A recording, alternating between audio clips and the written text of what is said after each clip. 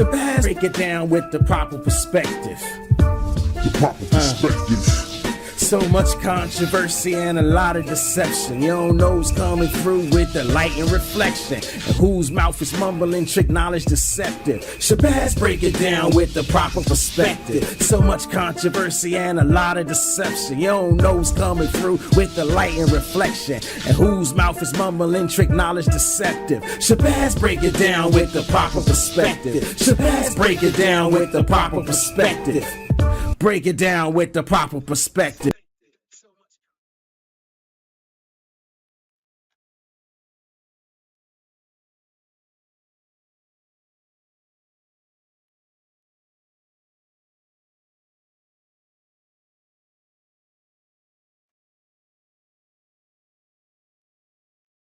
Claiming America as your identity means claiming its crimes too. That's the food for thought that we're working on tonight. How y'all doing, ladies and gentlemen, brothers and sisters, black people of the Pan-African world on both sides of the ocean, the Atlantic Ocean, that is. Family, brothers and sisters, how y'all doing? This is Shabazz with the proper perspective coming to you live tonight. We're going to get it started. Topic, title of the show, FBA, ADOS, that camp, both those camps, that ideology versus immigrants. This is always the heated thing going on. The question is, who gets the keys? Who deserves the keys?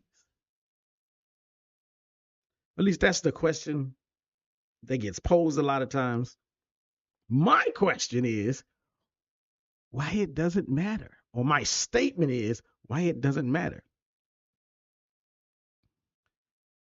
Because I don't even think the question is appropriate, but why it doesn't matter. It's like arguing over a car that's a lemon or a death trap. So what we're going to do, or what I'm going to do, and one of the reasons I'm going to do it is, I did another video the other day. And so in doing that video, a brother left a comment on the page. Y'all know I call it the battlefield. And he got me to thinking. And so that's kind of like what I'm coming to deliver today. The identity crisis we ignore. Now, I'm going to call this first little section, just my introduction, the premise versus the pivot. So hold on, let me see now. As always, as soon as I go live, I get phone calls and text messages. Let me start with this. This is a response video to the brother who presented a thought-provoking question in the battlefield. I want to stress this. I'm calling him my brother. I want to stress this. It was a thought-provoking question. I'm not trying to duke it out. But before I answer his question, and when I do begin to answer it, I'm going to put his question on the screen. But I need to clear up a couple of things. Because first and foremost, although I do believe the question it is an important one. I would be remiss if I didn't point out that it's not actually responding to the main point that I was making in the other video. And I was hoping, I would get a little feedback, comment, responses about the ideas in the video, not something different. But hey, we all have our hopes and dreams. My video wasn't about strategy in general, and it wasn't about strategy whether we look at today or the future. It was a critique. My video was a critique of a specific identity crisis that I see, that I want to talk about, that I want to say, wait a minute, we're going down the wrong path. I see that this identity crisis is going on and happening right now in the Black community. Now, granted, for a very long time, we have had this identity crisis, or at least this conversation about the identity crisis. It's not new. By no means. I do believe I'm probably on safe grounds to say every generation tackles this. Now, each generation may tackle it a little bit more versus a little bit less to varying degrees, but this pops up in every generation. So in that video, I was talking about how, in my mind, we've lost the political consciousness. And I don't necessarily mean we as the entire Black community, because I'm specifically talking about, like, for instance, my generation, my subgenre of the of the Black community, my subgroup of the Black community. So in that video, I was talking about the loss of what I call political consciousness that was really active in the 80s and 90s. Now, a lot of it was active due to hip hop, due to what they call now the golden era of hip hop. That understanding that I'm talking about, that understanding, that political consciousness back then was the understanding that we are a people in spite of America. We are not a people who are truly part of America. We are not of the fabric and the cloth of America. We are a people in spite of it. My core argument was about the hypocrisy and the self-denial of wrapping ourselves up in the blanket of the American flag and all these other isms, when that flag is a global symbol of oppression. Now, even though I was framing it that way, and I may speak on this a little bit later, not just global oppression, but internal oppression as well. Now, in that video, I said, if you claim that identity, you have to claim all of it, the good, the bad, and the ugly. So my question was, and I'm still putting it out there now, my question was, why would you want to do that? Now, that was, that's some of the essence, that's some of the energy that I put forth in the other video. Now, the brother's question was essentially, how do we fix it? And he was asking, do we take control or do we let immigrants take control? Now, I want to build this idea. The question itself, I kind of sort of feel like it is a response to the premise and the worldview of my video, but it is not a response to the thesis of my video. Now, y'all can let me know in the comment section. Y'all can let me know in the chat room if you think I'm going too far with taking liberties in interpreting his comments. To excuse the pun. Please excuse the pun. But I at least think that I get the sense that he's accepting my premise that America is a problem. And my issue, so to speak, is rather than trying to address that premise, he's jumping straight to, okay, so what's the play? And I got you. I'm going to get there. Because it's such a good and necessary question, I'm going to answer it. But I needed to make that distinction first, because the point of the last video still stands unaddressed. Too many of us are rushing to claim an identity that inherently implicates us in global evil. And now that I come to think of it, because it was starting to dawn on me as I was speaking on it, must be them ancestors trying to tune in and drop a jewel on me. Not only does it implicate us in the global schemes of villainy, but it also implicates us in the evils that have been enacted upon us since we first got here and even up until this day. Now, I will say that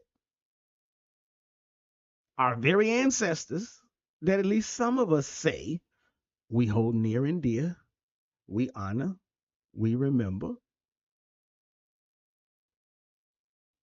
And for them, in trying to ride the bald eagle ideology, don't feel quite mentally healthy.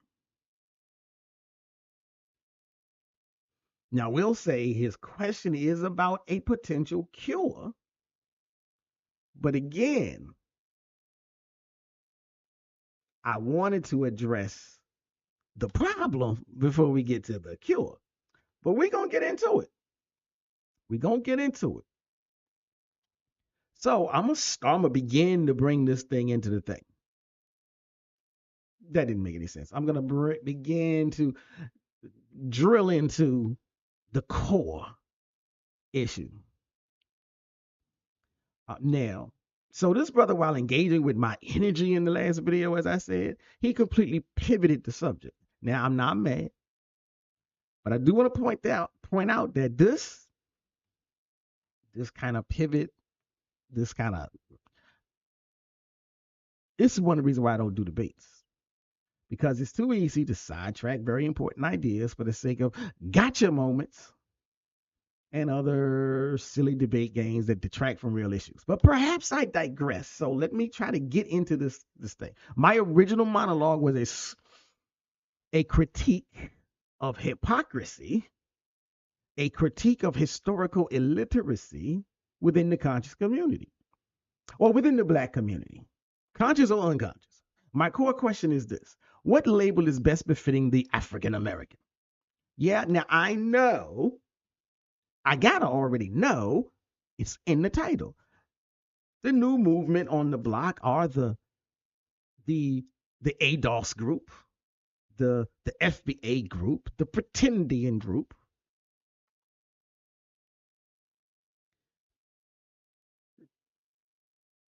And if that's your label, and if you truly feel like that's your label, have at it. I still think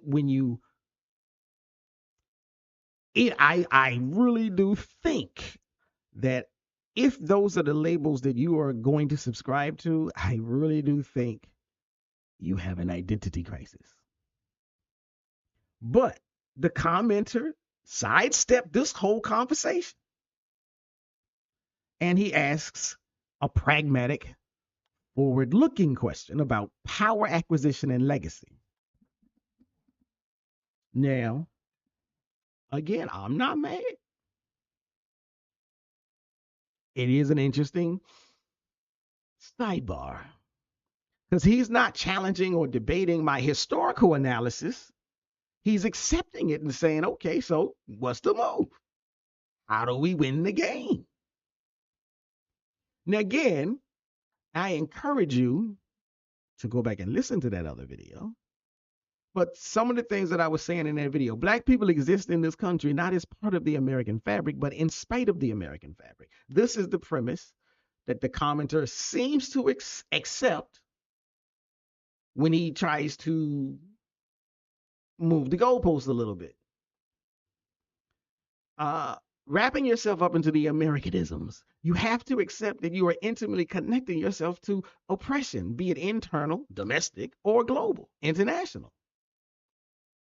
Now, this speaks to the core conflict, at least in my eyes. The commenter's proposal is essentially, what if we wield that oppressive power for ourselves? Can't we wield that oppressive power for ourselves? Now, my position is that even possible? Without becoming what we say or what we think we actually oppose. Can you actually take over the system and make it work? See, my entire thesis is about the danger of assimilating into an identity that is rooted in aggressive oppression. The commenter wants to use that identity as a tool for power. My concern is that wielding the tool means you've already accepted the master's logic. So what I want to do is try to demystify this whole thing. So, without further ado, I'm going to put his comment on the screen so you can see it. once I find my comment button. That ain't the way it was supposed to show. So you can see, he's a serious question. Do you think you could do more to fix the issues the USA created by A, identifying as part of it and working to gain control of it from within, or B, allow high agency first and second generation immigrants to come and take control of things? And he says, think an endless supply of Elon Musks. Now, I consider myself an FBA. This is the commenter. This is not me, because I don't align with that movement. He says he considers himself an FBA, and he acknowledges the harms that the U.S. empire has done around the world. But he looks at things differently. He says FBAs are deeply a part of this empire, whether we like it or not. Now, I furtively disagree with that. He says, now is the time to try and gain economic and political power so we can fix things and prevent future harm instead of relinquishing control to immigrants whose family did nothing to build up the wealth of this nation. I take odds at that. He says whites are going extinct because of birth rates. I've heard this idea before. He says somebody's got to take control of things, and I'd rather it be FBAs instead of the top Indians, Somalians, Chinese, etc., that are able to make it over here. So this is his question. This is his serious question. What do you guys think?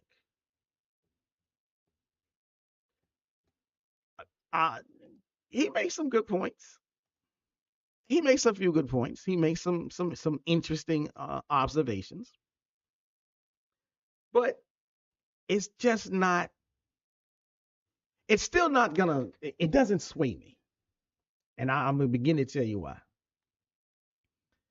See, now, so he frames this question. You got two options. Option A, the FBAs need to take control. And option B, the immigrants will take control. So right off the bat, I don't like this type of polarization. Why is it totally outside the scope of possibility that he could have presented even in his questioning? This is why there's a problem with the strategy he's presenting. He can't conceive of an option C.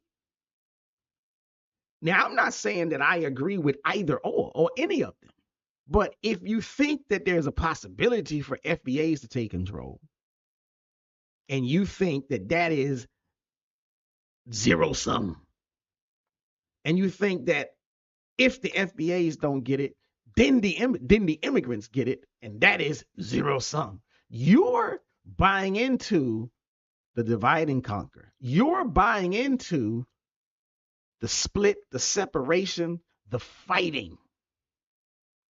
Because as it stands, both groups are the minority as a whole and en masse. Now, are there some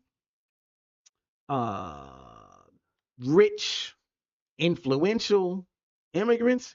Yes. But there are rich and influential FBAs.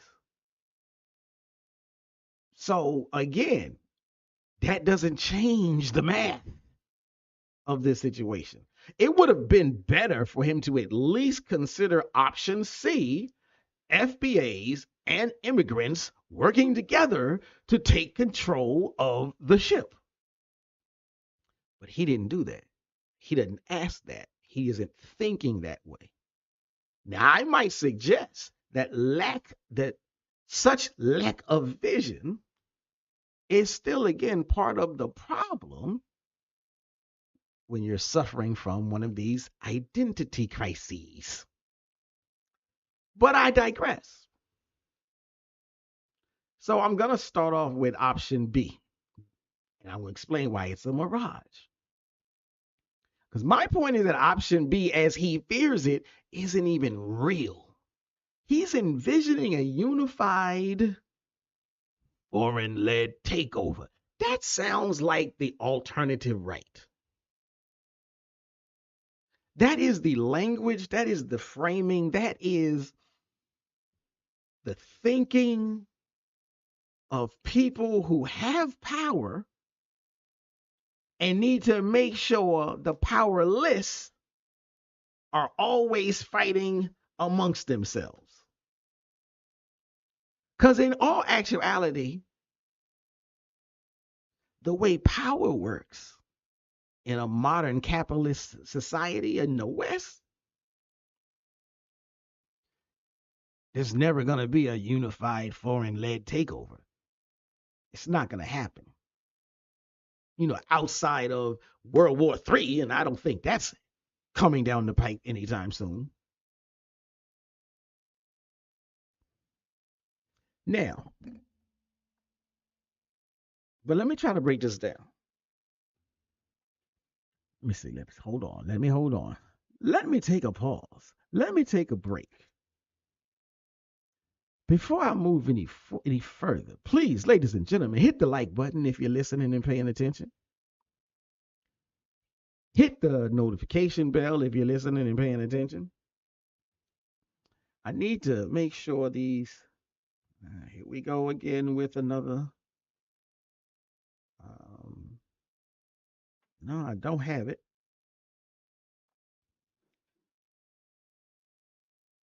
Gotta make sure that I have sent off.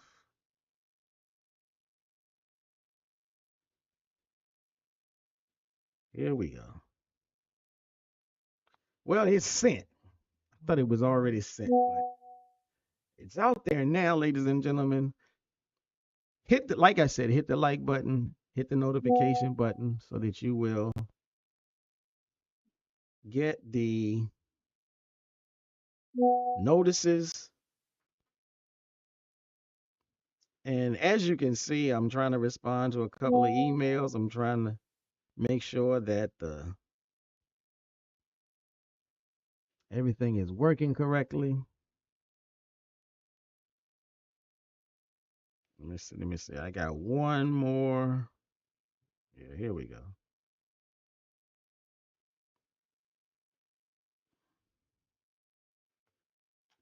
That's all well and done with.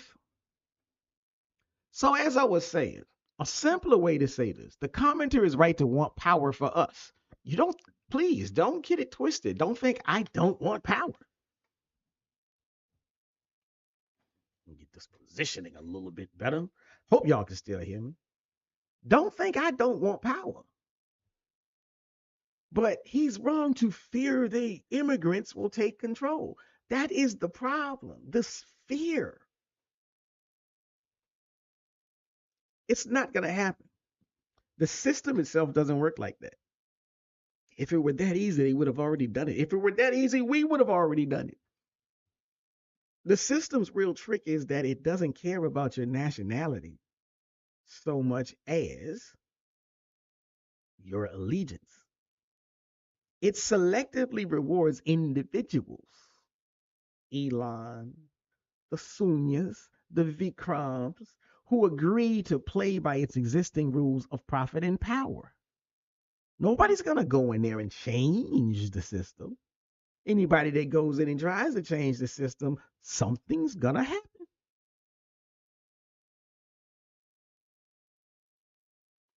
That's how it always works. They don't care about your skin color or your birthplace. Once they let you in the door, they care about your allegiance to the system. Here go the rules right here. You either follow them or we put you back outside. So there's not going to be some unified FBA or immigrant takeover of the system. Now, there always has been, and there always will be a few choice people who get VIP passes backstage. Now, if that's what you're fighting for, at least name it claim it, and be forthright about it. Because once you join, you have to uphold their system, their logic, their rules, their laws. You're not going to be allowed to make changes for the people, for your people. So the choice really isn't between us and them running things. The choice is between us trying to take a system built on bad, built on evil, and making it good, or understanding that the system itself might be the problem we need to dismantle and replace. Now, I fall on the latter. I fall on the latter side of that. The system itself is the problem. We need to dismantle it and replace it. So this whole immigrants take control, his option B, it's a distraction from the deeper problem of the system itself. And let me just add this, because the white power structure loves when marginalized groups fight each other. And they will pit us against each other. They will watch the whole thing. They will selectively choose one or two or a few of us who get that VIP pass to come sit at the table while they continue tricking the rest of us into continuing the fight. All of that does is redirect the energy and the anger away from the people who stole the table, or by some other grift, tricked others into building the table so that they could maintain control of it. So I completely reject option B. Like I said, at best, he should have included in his response an option C, because you never get anywhere by yourself. Now we're gonna come to the entertaining part of the show. I'm gonna give you a couple of analogies, and hopefully you'll see what I'm talking about. So to belabor this point, let me give you my first analogy. If a speeding car is headed towards you, should you be worried about who's behind the wheel, or about the fact that the car is about to hit you? That's my question. Feel free to answer that down there in the battlefield. The system is the car in this analogy. Arguing over which demographic gets to drive it, arguing over which demographic gets the keys, misses the point. Its path of destruction doesn't change just because someone new is steering. So that's one of my analogies. Now I'm going to give you another one. And this one, feel free to take your liberties and have some fun at what I'm going to say. Because this is a bit of a silly analogy, especially if you fancy yourself to be one who is above teenage television melodrama. But if, like me, I'm an avowed nerd, I'm a black nerd, I'm a blurred. If you love science fiction in all of its different flavors and genres and subgenres that might pop up, then this might be an interesting analogy. Might be the perfect metaphor for this dilemma that we're discussing. Now, you can trip out on me if you want to, I don't care. Back in the days, I was a rabid insomniac. And because of this, I'm always up in the middle of the night. And so, channel surfing, and I happened upon the silly little show called Buffy the Vampire Slayer. And I ended up watching it and the spinoff Angel. Now, what in the world does this have to do with what you're talking about? Here you go. Part of that supernatural show, especially when it jumped over to the Angel version of the spinoff, there was this law firm in the show. It was called Wolfram Hart. feel free to pick apart that metaphor. It was a literal manifestation of institutional systemic evil. It's a law firm. Now, does this country not call itself, we are a nation of laws? It's a law firm that has existed for a millennia.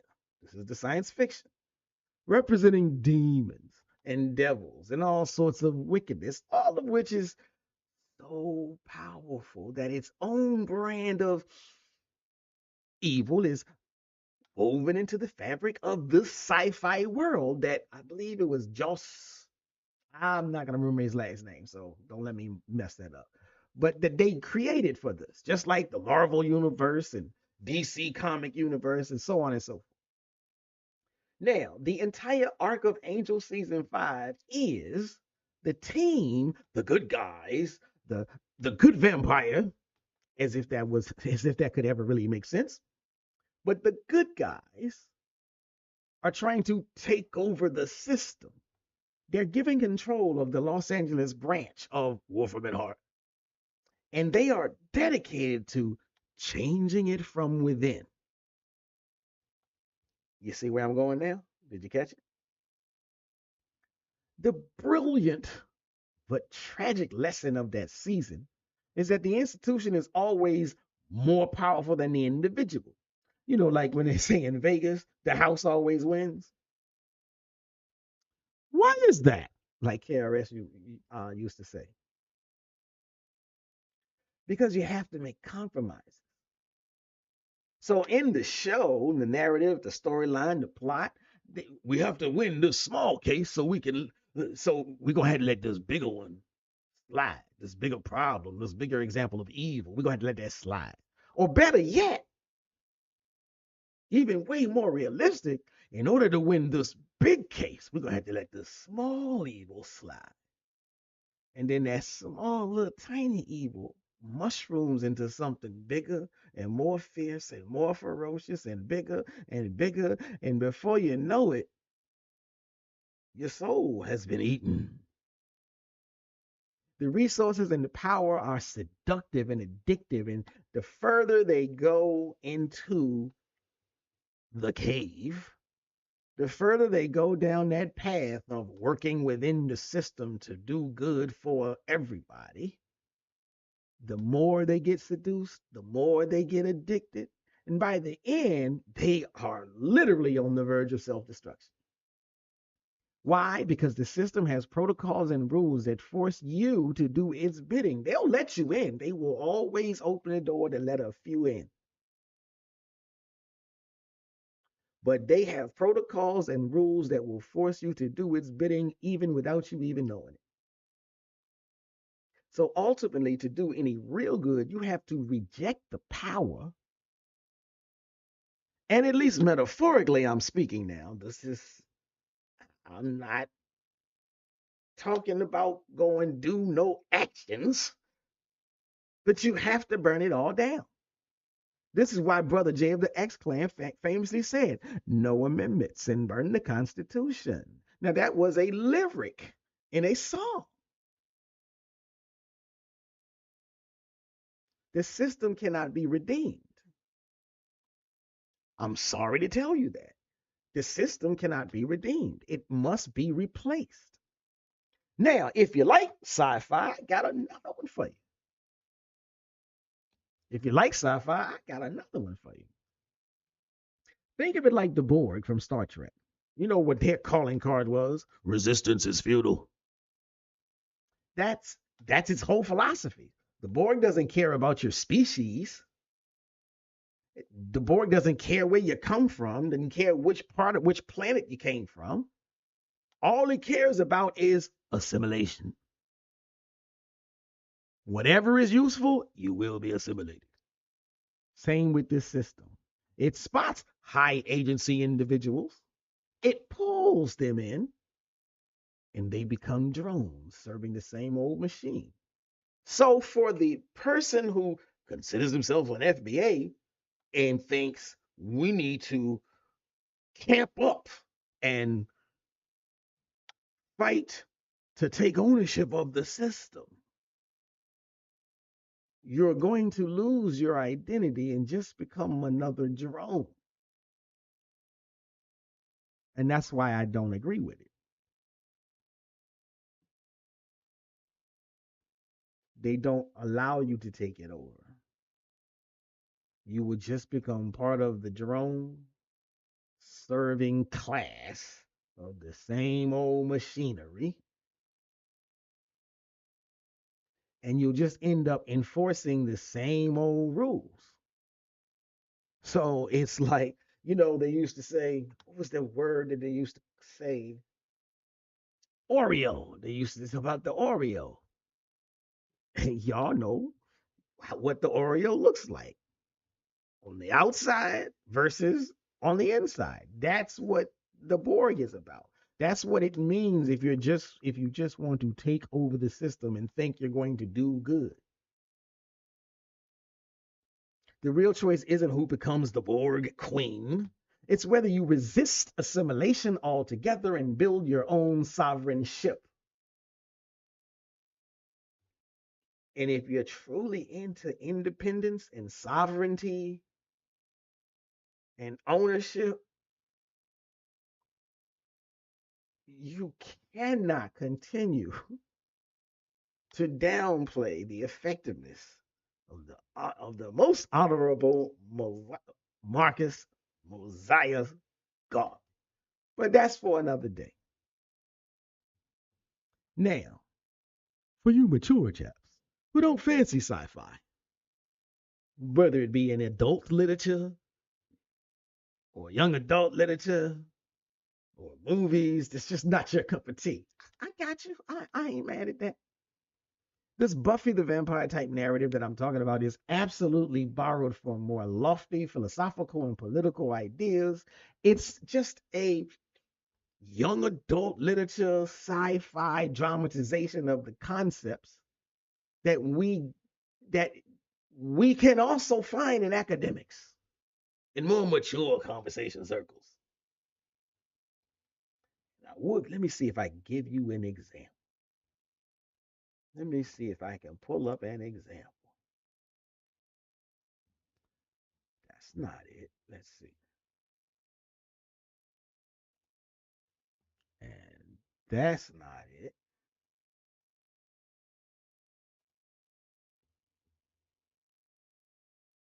I almost got it. Bear with me. Bear with me. It's coming.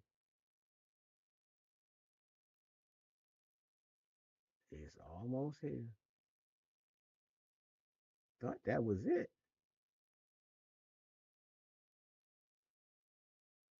One, two. There we go. Okay. So let me get this over here. Move it.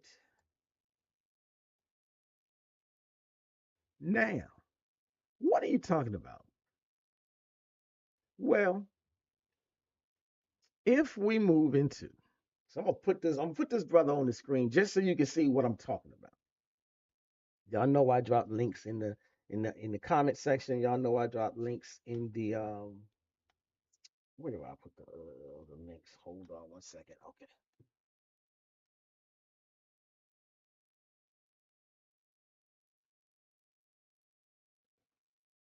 The links will come up. So if you want a more seasoned, if you want a more academic, if you want a more mature conversation, then I would like for you to look up this brother,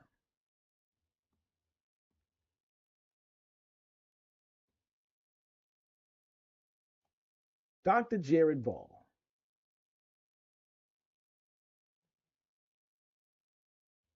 Yeah, I'm sorry I can't get him on the screen like I wanted. Let me see if I try it this way. It's a little bit better. Dr. Jared Ball, professor of communications and Africana studies, and the author of The Myth and Propaganda of Black Buying Power. Now, he speaks directly to this exact paradox. Let's see. I wanted to try to keep him on screen, but it's not. working?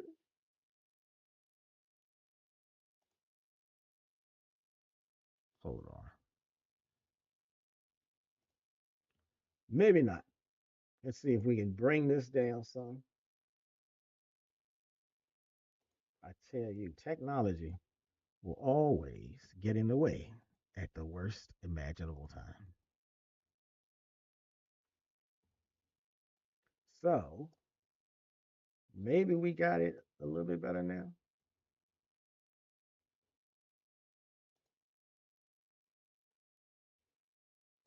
Is that better? Can y'all see it a little bit better? A little bit. Not all of it, but hey, we're going to run with it. So, Dr. Jared Ball, speaking to this situation, he says the idea of being African American is to suggest that we are a part of the American whole, when in fact the nation state itself is the result of, and I'm sorry if this offends you, a genocide and a slavery that we were victims of. So to then claim that we are part of that is to claim to be a part of our own victimization and to become an advocate for the continued victimization of others around the world. That's Dr. Jared Ball. His book, The Myth and Propaganda of Black Buying Power. And so again, this identity crisis,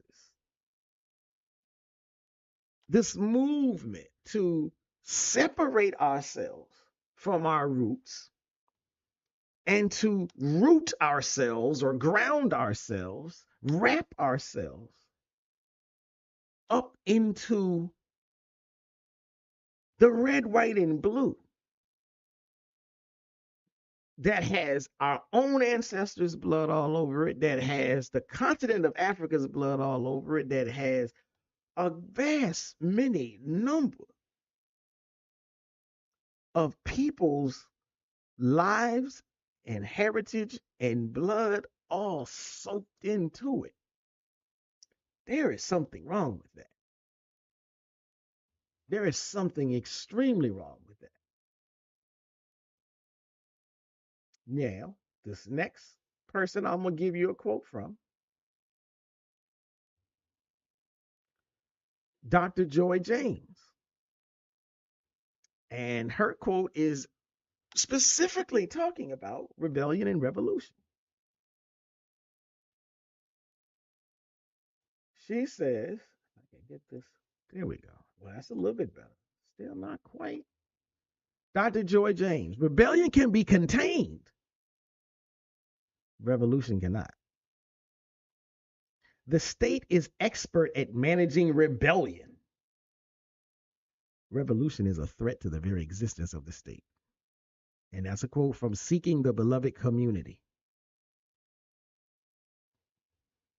So again, I want you to think about that. When I talked about the analogy of the speeding car, the analogy of the Borg, the analogy of Wolfram and Hart, all of this speaks to this idea, this identity crisis. Do you want to be a part of the problem or do you want to be a part of the solution? Now, I want to be a part of the solution. I just don't think you can be a part of the solution if you continue walking down the path of becoming a melanated white person. But okay, let me move on a little bit. I got one more person for you. Audre Lorde, ladies and gentlemen. The concept of the master's tools. Audre Lorde famously argued that the master's tools will never dismantle the master's house. This is part and parcel. This is key. This is foundational to what I'm talking about. This is the heart of it. You cannot use the methods, the institutions, and the logic of white supremacist capitalist systems to achieve liberation from white supremacist capitalistic systems. The tools themselves are already corrupted. You put your hand in the poison cookie jar, you're only going to come back with poisoned cookies. And as far as the black capitalist is concerned, you're never going to buy your way into liberation. Now, the commenter is proposing we use the master's tools to take over the master's house. My gut, informed by Audre Lorde and others, has me screaming when I mull this idea over that the brother posed. You want to take over, you want to get the keys, and I'm over here being reminded of what Dr. Martin Luther King said. I fear I may have integrated my people into a burning house. I want to scream, the house is a haunted death trap and the tools are cursed. Like someone watching a horror movie at a movie theater. No, don't go open that door. That's what it feels like. Because trying to take it over may sound good, but even if you accomplish that goal, that's not victory. That's just you becoming the new master and the cycle continues. Well, excuse me. The ancestors that I descend from did not want to run the plantation. They wanted to get away from the plantation. They wanted to eliminate the plantation. Nobody ever wanted to not nobody. Stephen from Django wanted to run the plantation. I ain't built like that.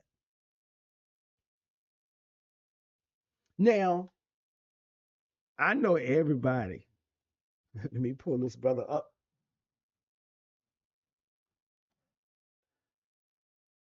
I know everybody dislike this guy right now.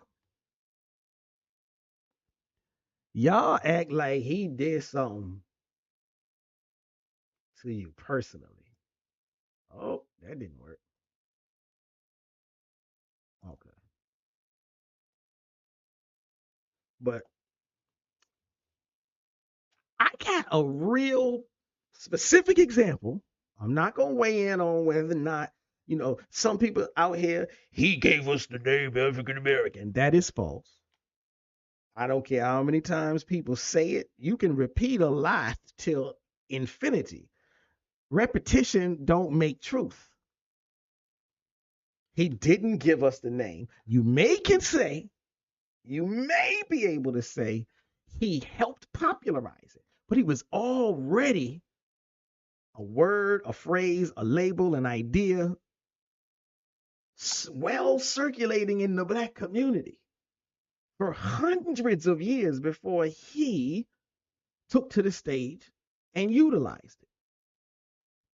But enough of that. I'm going to talk just a little bit about the Reverend Jesse Jackson, because I want to talk about power, practical power.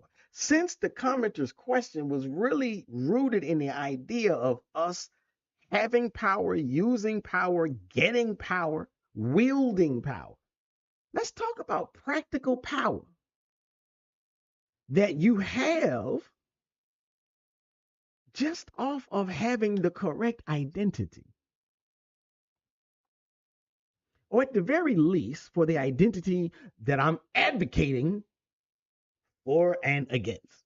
There was a time in the black community, historically speaking, up until recently, there was a time when the vast majority of us felt more like disconnecting from Americanism, from the American project, from the American experience. And this disconnection actually gave us a unique power on the world stage. There's a lot of talk nowadays about soft power. And there's been some conversation about like hip hop being African Americans' soft power. Our identity label itself was another version of that soft power. And here's what I mean. On the world stage, we had a unique power. When we traveled overseas, we were embraced as the people not of American power. We were embraced as the people not of American imperialism, not of American death, not of American destruction. And that's why I'm bringing up the Reverend Jesse Jackson. I give you a perfect real example, real world example. In 1983, for you history buffs, a U.S. Navy pilot named Lieutenant Robert Goodman. Oh, let me pull him up. I should have had him up. Lieutenant Robert Goodman.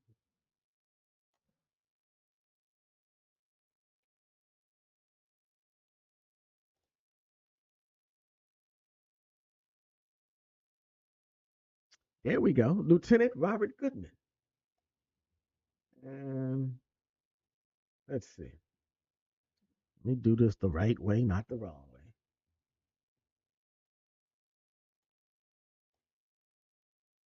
See if I can get that onto the screen again.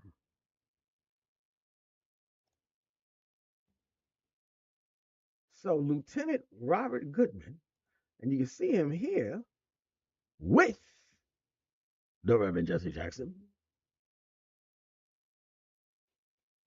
So back in 1983, U.S. naval pilot Lieutenant Robert Goodman was shot down over Lebanon. Ooh, yes, Lebanon.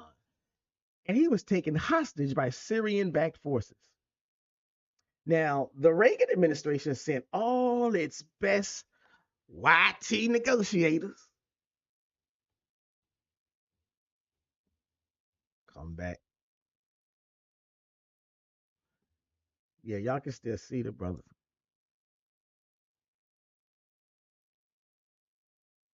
Lieutenant Robert Goodman and Reverend Jesse Jackson. So his plane was shot down. He was taken hostage. And the Reagan administration sent all its best YT negotiators, and nothing happened.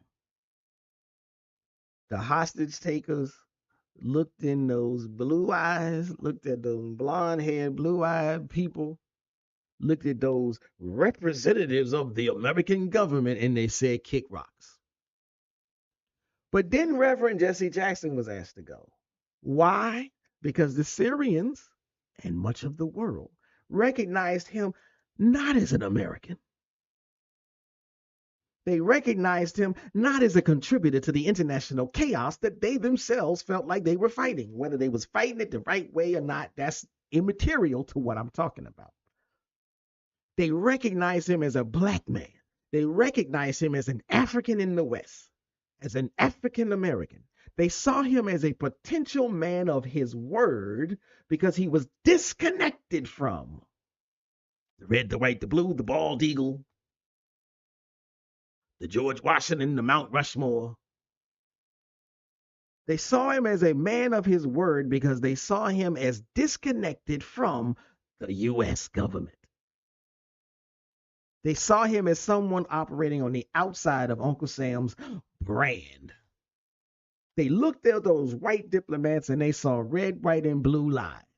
Jesse Jackson went to Damascus, on the road to Damascus, appealed directly to President Hafiz al-Assad on humanitarian grounds, and came home with Lieutenant Goodman. So why am I talking about this? His power in that moment came precisely because his identity was not attached, not wrapped up inside the Uncle Sam brand. But as we exist today in this minefield of identity crisis, trying to detach ourselves from what has always been our separate identity, only to try and out-Sam the uncle as if we ever could. But Dr. John Henrik Clarke said we have too much of a tendency to try to outdo everybody that holds something above us. The Black Christians try to out-Christian their counterparts. The Black Muslims, some of them, try to out-Muslim their counterparts. Well, here we go as African Americans, as Black Americans, as foundational Black Americans trying to out-America America. In doing this, we run the very real risk of being looked at as the culprits, either as helpers of the culprits, supporters of the culprits, or actually the culprits. We end up surrendering the unique leverage, that soft power, that we have always had. Now, we haven't always used it correctly, but we've always had it. We become just another face of the empire. And that, ladies and gentlemen, if we continue down that road, that is a catastrophic loss. Now, that's enough of option B. And maybe I should put his statement back on the screen. I know it's been a minute.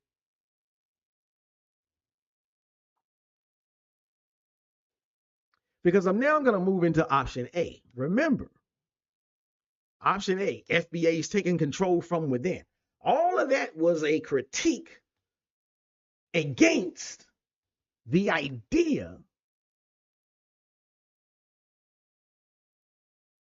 that if we don't take the wheel, the immigrants will. That idea is so steeped and rooted in fear-mongering. That idea is so steeped and rooted in a lack of knowledge of self and in self-hate. I question its origins. Really feels like it's coming from something akin to COINTELPRO, but I know they shut the program down, so how could that possibly be? But anyhow, we're going to move now into option A, FBA taking control from within. Because that's the real goal, right? That's what we should be doing. This is where we get to the real philosophical split. My entire video that prompted his remarks, my entire video was a warning that identifying with the American project means owning its sins. In fact, I was going to say something, but I was told not to say it. But I will say this. If you claim America as your heart and soul, S-O-L-D, wasn't it Public Enemy that says soul to soul? If you claim it as your heart and soul, S-O-L-D, identity, then you are saluting, you are agreeing with all of the honorable ceremonies that are taking place these past couple of days over the elite's poster child for white supremacy. You can't say, I am an American, without also on some level, some very real level, say that you are accepting the legacy of genocide, slavery, and global imperialism. You are accepting the label of hate that built the wealth. I'm not saying that the entire country is completely consisting and made up and filled with, but I'm saying that the entire country is completely rooted in exploitation. It's the heart of capitalism. And if you are trying to sell your soul, once you buy it, you own it. All of it. So the power you're trying to seize, if you break it, you buy it. The power you're trying to seize, if you buy it, you own it all. So to say I am an American is to say I am a slavery supporter. I am a genocide supporter. I support the global imperialism. That's what it means. It doesn't have to mean that. If the ship steers differently, maybe it won't. But the system that's in place that you want to assume control of, that's what it means. This isn't just an abstract idea. Now, to think it's an abstract idea, I got one more analogy. I got one more illusion for you. It's what they call the classic narrative trap. It's like in the Matrix. You can take the blue pill and win a bloody, brutal battle within the system because you want to be the next Agent Smith. Or you could take the red pill and work to break free from the system entirely. Now, I thought we were supposed to be working on breaking free from the system. But if I missed the memo, please somebody send me a copy, CC me on that. Because at the very least, it would let me know. If I did miss the memo, if we all did decide that despite Martin Luther King Jr.'s warning, if we all did decide we truly do want to continue walking into the burning building, I got a plane to catch.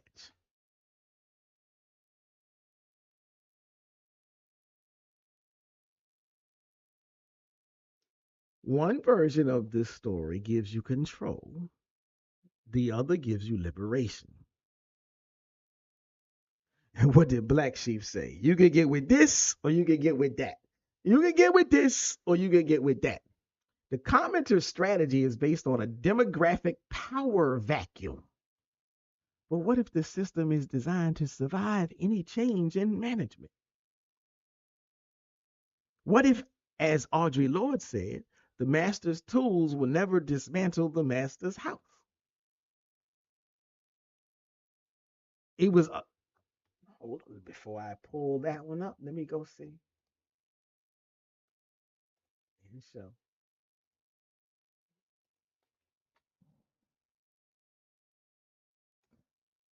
this brother right here, if I can pull him up.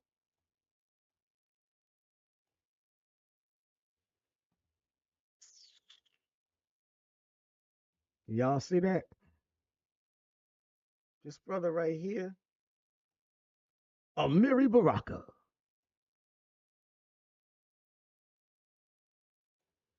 Now, Amiri Baraka said, a country that has tried to destroy you, to systematically destroy you for 400 years cannot be reformed. You cannot reform a thing that is based on and gets its energy from your destruction. It's like trying to be friends with a vampire. He also said, make revolution. Otherwise, you're just decorating your chains. We must build a black nation. That's supposed to be the goal. That's the goal that I was told to think about, to work on. That's the goal that I was taught to think about, to work on. Not grab the keys to the baddest lemon you can. So to answer this brother's serious question, I believe the only viable path is the one that acknowledges our foundational role without claiming the master's identity. It's the difference between taking control of America, which means inheriting and becoming responsible for its entire bloody legacy, or building our own power base and sovereignty. Shout out to the Republic of New Africa. Demanding what is owed, not as Americans, but as the descendants of the enslaved African nation that built this country.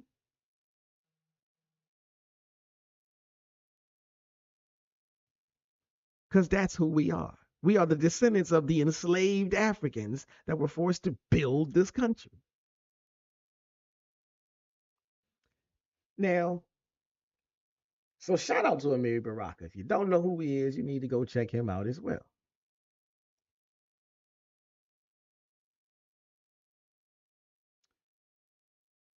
Now we'll point to some very clear examples. I'm almost finished. I'm going to land this plane, I promise. Now I'm going to point to some very clear examples. And yeah, I know some people are not going to like these examples. And I know why you're not going to like them. Because they come from the Muslim side of the black community. They come from the radical side of the black community. But truth is truth. The Honorable Elijah Muhammad told us to fight for a separate nation. The Black Panthers came around and told us that Black Panthers said we want our own nation. The Black Liberation Army came and fought for our own nation. The Republic of New Africa came and fought for the funding of our own nation. Even after the Emancipation Proclamation, we asked for our own nation. Yes, all of these groups were in some way small or in some way big, either ignored by us, infiltrated by America, and or destroyed by the system you think we can take over and do good with.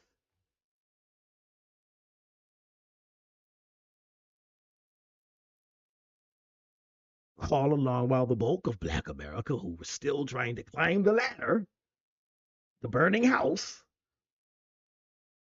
we have continued to try and climb the ladder of a burning house within the system. And look where it has gotten us. Hardly off the first rung. And all of the alt-right trying to make sure we don't get off the first rung.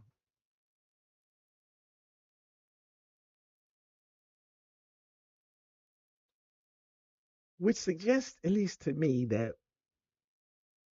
we're barking up the wrong tree again. Because as you go deeper into the cave, you lose more and more access to the light. The answer isn't to go deeper in. The answer is to turn around and walk out. So, with that understood, with that as I've landed my plane, ladies and gentlemen. Thank you for flying Shabazz Airlines. This is Shabazz with the proper perspective. Let's duke it out in the comment section. Like, subscribe, share, and hopefully I'll see you on the next live.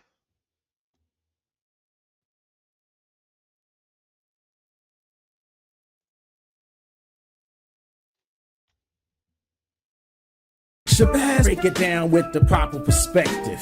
The proper perspective. So much controversy and a lot of deception. You don't know who's coming through with the light and reflection, and whose mouth is mumbling, trick knowledge deceptive. Shabazz break it down with the proper perspective. So much controversy and a lot of deception. You don't know who's coming through with the light and reflection, and whose mouth is mumbling, trick knowledge deceptive. Shabazz break it down with the proper perspective. Shabazz break it down with the proper perspective. Break it down with the proper perspective.